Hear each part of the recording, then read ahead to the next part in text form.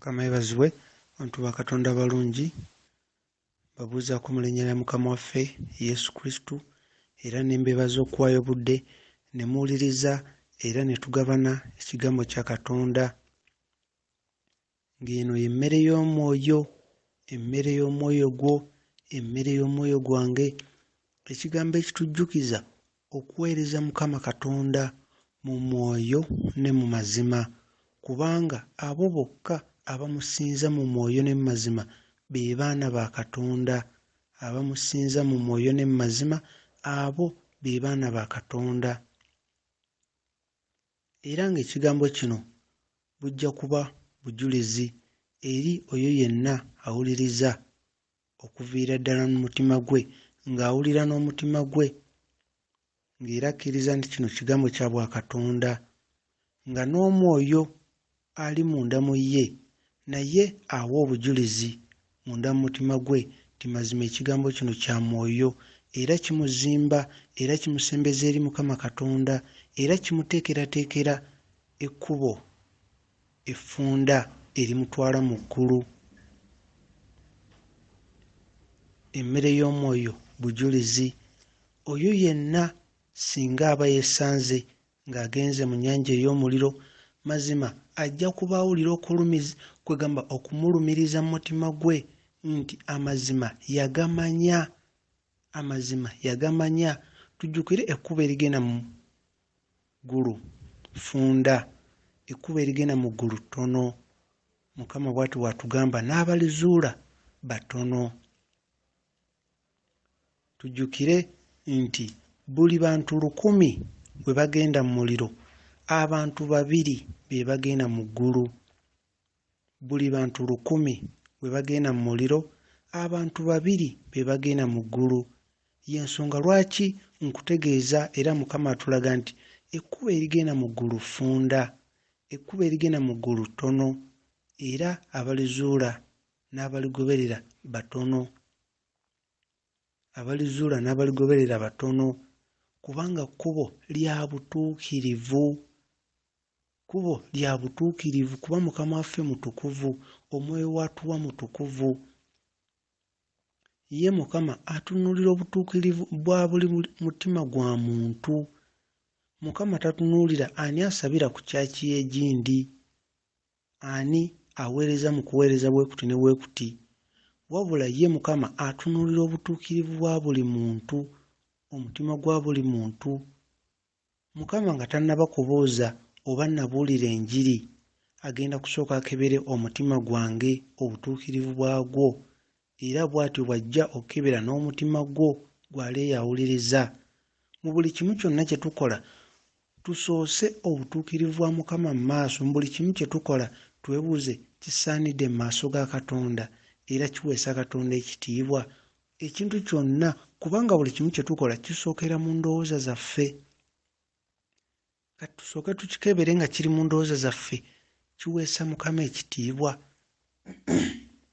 Buli kimu kye tukola twebuuze kiweesa Mukama ekitiibwa, kubanga mazima olunaku lujja kuba lwa nnaku, lujja kuba lwa maziga ku ssaawa esembayo. Oyo abadde mu kkanisa ebiseera byonna, mazima abe nga si y'omu ku abo abagenda okugenda mu bulamu obutaggwaawo. Tujjukire Mukama waffe Yesu Kristo yatuwa ekyokulabirako. Bwe tusoma mu Matayo 21 olunyiriri olwa 28 okutuuka ku lwa 31, Mukama waffe Yesu Kristo yatuwa ekyokulabirako. Yagamba nti waaliwo omwami omu ng'alina abaana be 2. N'agamba omwana eyasooka nti genda mu nnimiro okole, olime. Omwana ono n'agamba tajja kgenda, naye oluvannyuma ne yeenenya era n'agenda n'akola ekyo taata we kye yali amugambye. Omwana owookubiri taata we yamugamba genda mu nnimiro okole, olime, naye omwana ono n'akkiriza n'agala taata we genda, naye n'atagenda. Era Mukama waffe Yesu Kristo n'atulaga nti kwabo abaana bombi ababiri ani yakola ekyo taata we kye yali amugambye.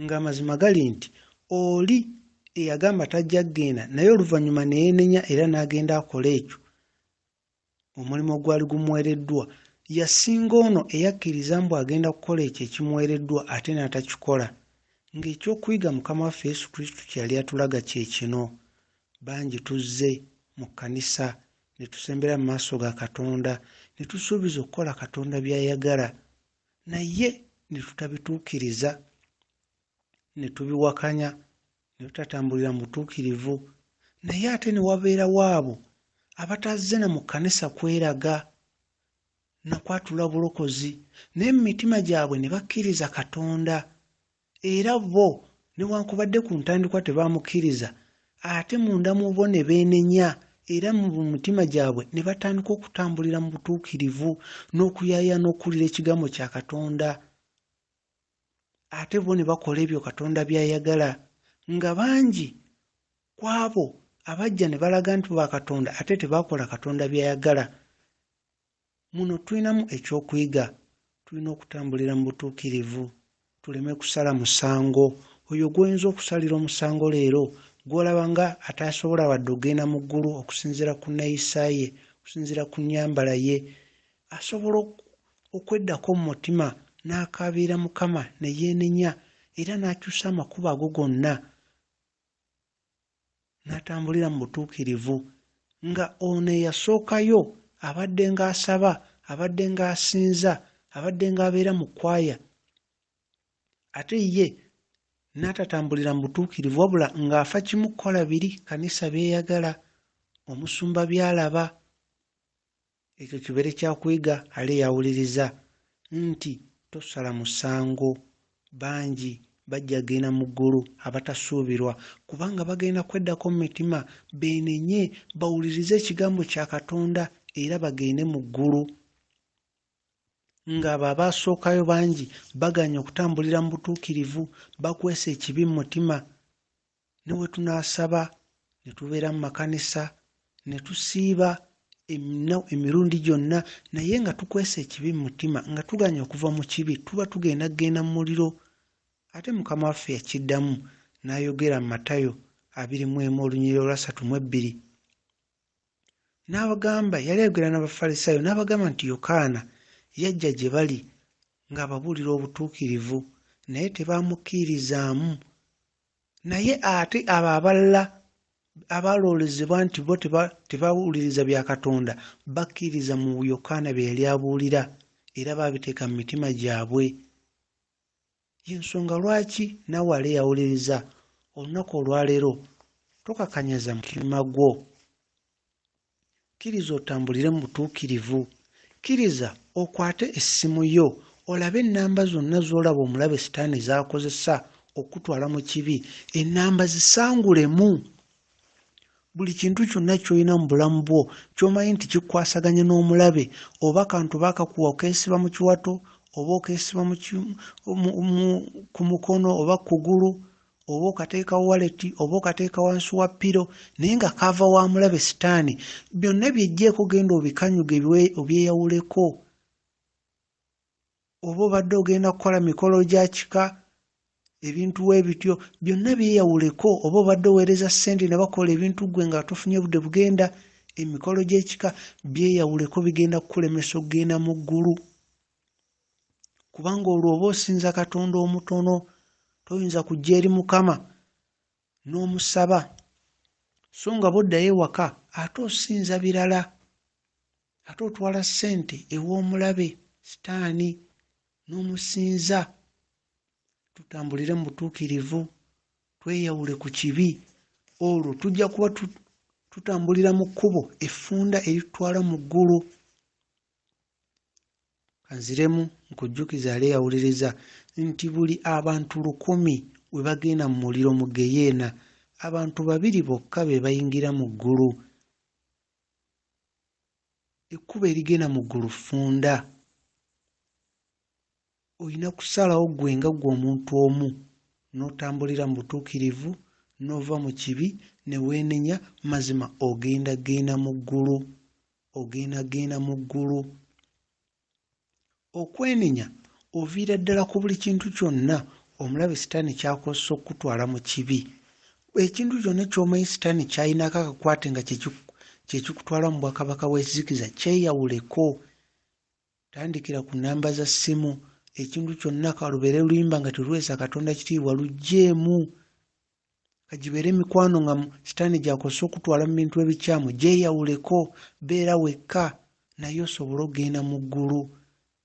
Buno obubaka bw'oyo ayagala okusinza Mukama mu mwoyo ne mu mazima era ayagala okgenda mu ggulu. Katonda atwagala nnyo era tatwagaliza kgenda mu muliro. Kuba naffe teyatutondera mu muliro, wabula omuliro ogwo baagutondera sitaani n'abagoberezi be.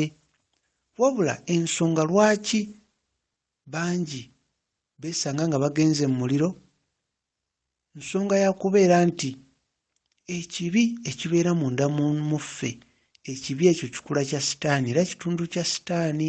Ekibi sitaani yenna nnyini kyo, kati sitaani takkirizibwa mu ggulu.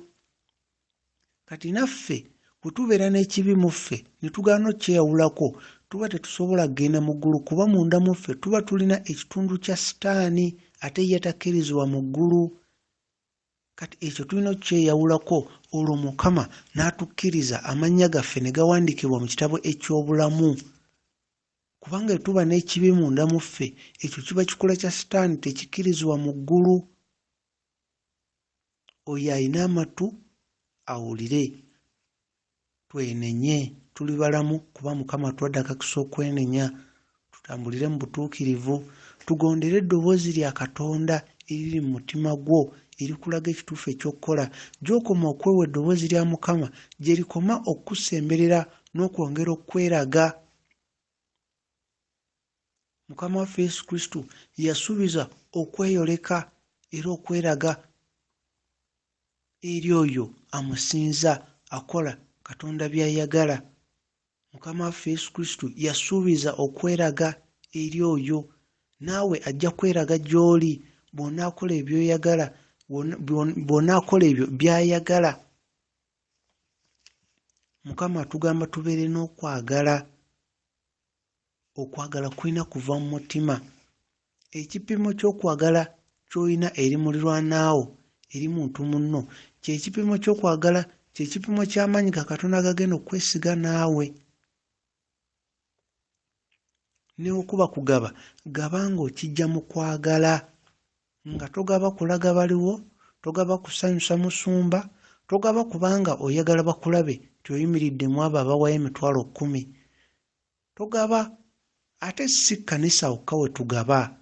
Osobola n'okulaba omuntu eyeezimba n'ojja n'omuyamba nga olaga Katonda yekka.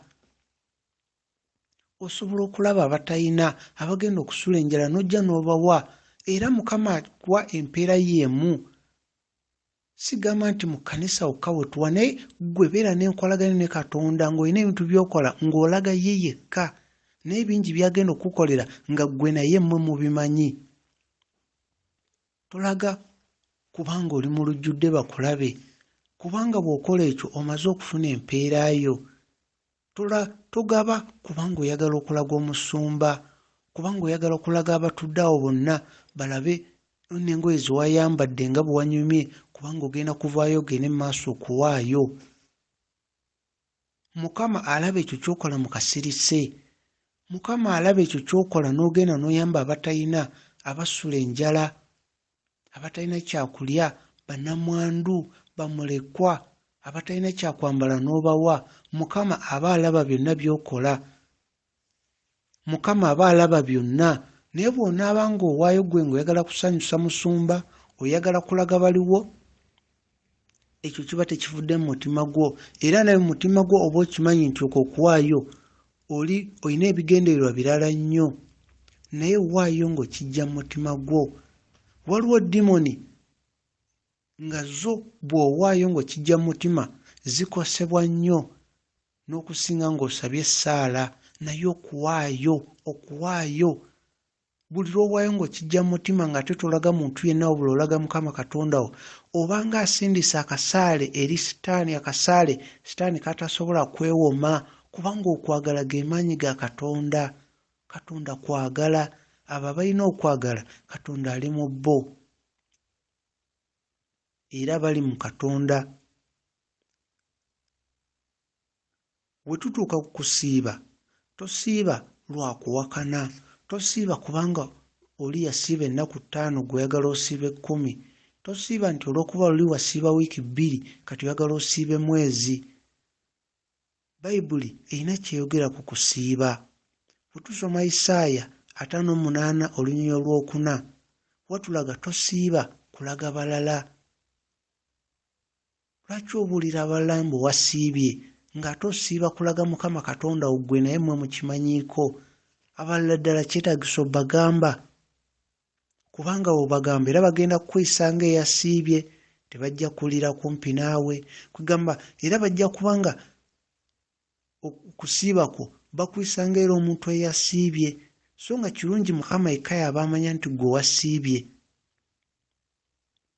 Ate okusiiba kutegeeza na kutambulira mu butuukirivu. Bw'olaba Isaiah 58 olunyonyi olw'omukaaga watulaga nti okusiiba kyuka ove ku buli kibi weeyawule ku buli kibi kyonna mu mutima gwo. Okwo kwe kusiiba.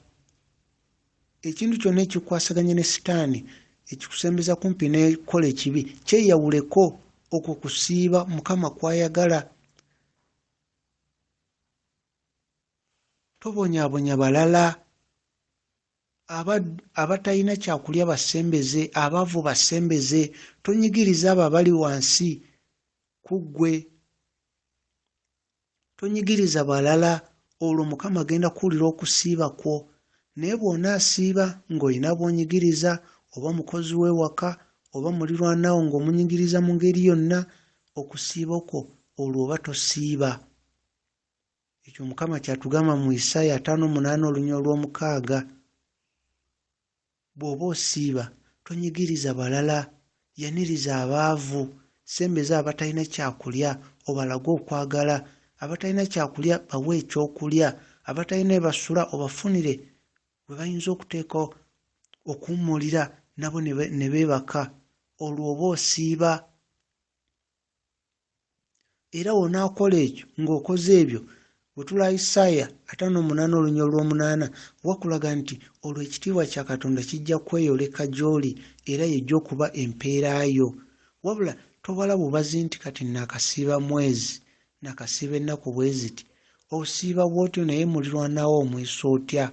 Omulaze okwagala, abatalina kyakulya obawadde, abaavu obasembeza, abo abakuli okumpi. Olaze okwagala eri mulirwanaawo nga tonnaba kubala nti kati olunaku wakasiiba ennaku 2 oba 3. Abatalina kyakulya tubafunire ekyokulya. Mukama alina abantu bakusembereza nga ayagala ayite mu ggwe abawe ekyokulya, abambaze, kubanga ggwe oli muweereza we, gw'omukiikirira Mukama waffe Yesu Kristo. Ye Mukama waffe Yesu Kristo mwoyo, naye ggwe ali mu mubiri. Leka emikono gyo gibeere mikono gya Mukama waffe Yesu Kristo. Leka ebigere byo bibeere ebigere bye. Leka amaaso go gabeere amaaso ge. Omulabire, omuweereze wano ku nsi, oyambe abo be yaliyambye, ozzeemu amaanyi abo be yali baddazzaamu amaanyi, kubanga amaaso go ge gage, emikono gyo gye gigye, kubanga ye mwoyo. Beera kimu naye, olwo akole anunule abalala ng'ayita mu ggwe.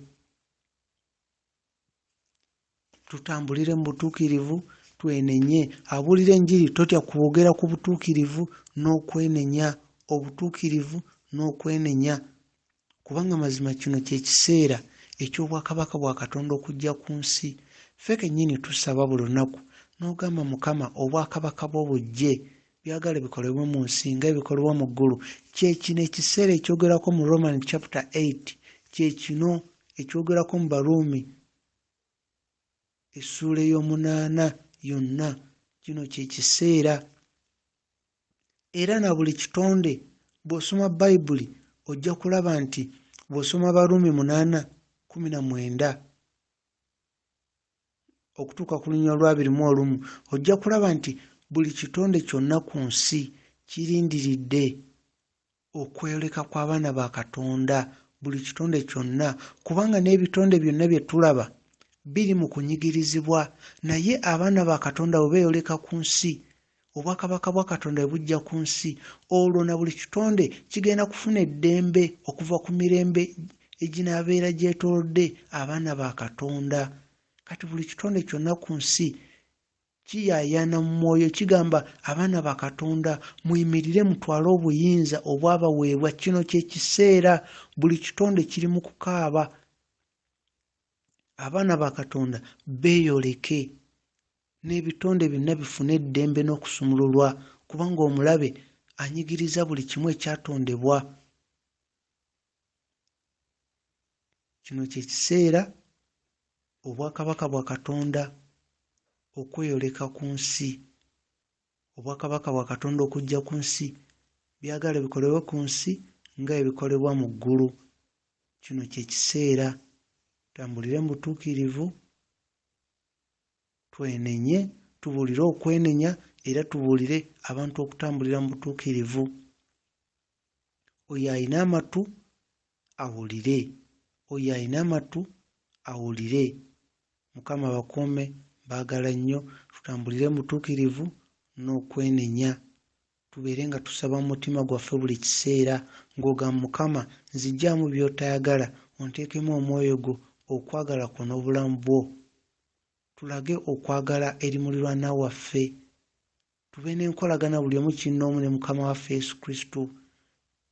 Tuleme kutegeera butegeezi na kumanya musumba waffe na kkanisa gye tusabira, wabula tumanye Yesu Kristo eyatonda eggulu n'ensi, tube n'enkolagana naye. Tuleme kulinda lunaku lusembayo ng'omusumba taliiwo, ng'emikwano gyo tegiriiwo, ng'oli mu maaso ge bw'omu, ng'oli mu maaso ga Mukama waffe Yesu Kristo. Tuleme kulinda kiseera ekyo kyokka. Mukama bakuume, baagala nnyo.